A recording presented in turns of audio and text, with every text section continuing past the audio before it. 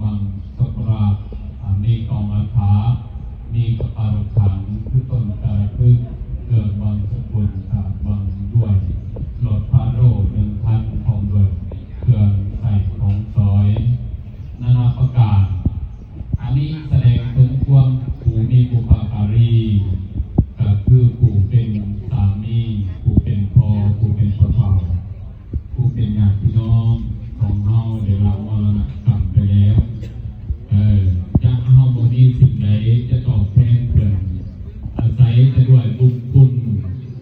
บุญกุศลนี้ไปหอดไปถึงเพื่อสุขอยู่ดวงวิญญาณของเพิ่นให้พ้นจากเปรต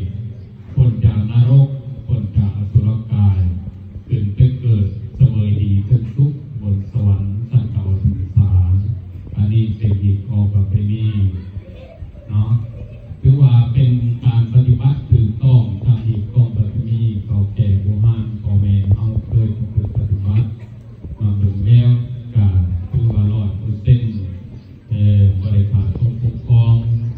อันนี้ท่านเป็นว่านิทานธรรมบทและพระพุทธเจ้ายังมีชีวิตอยู่เป็นยังจังเฮ็ดเขาเฮ็ดแจกเขานำผู้เสียชีวิตนี้ย้อนว่ามีนิทานธรรมบทหนึ่งเดี๋ยวก็อาตมาจะได้ลองขึ้น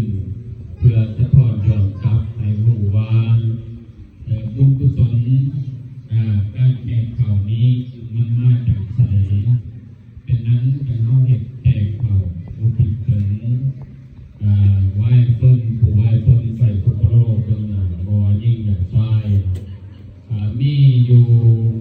มีทางคำหนึ่งคือว่าลูกมหาเศรษฐีเนี่ยก็มีเงินต่อของถึง80 โกฏ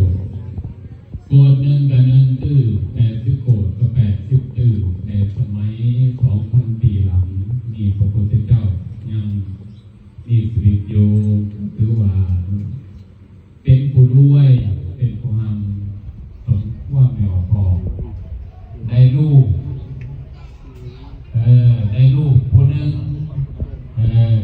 มีลูกคนหนึ่งทำเหมือนดังไวตาของตนเองลูกผู้เศรษฐีคนนั้น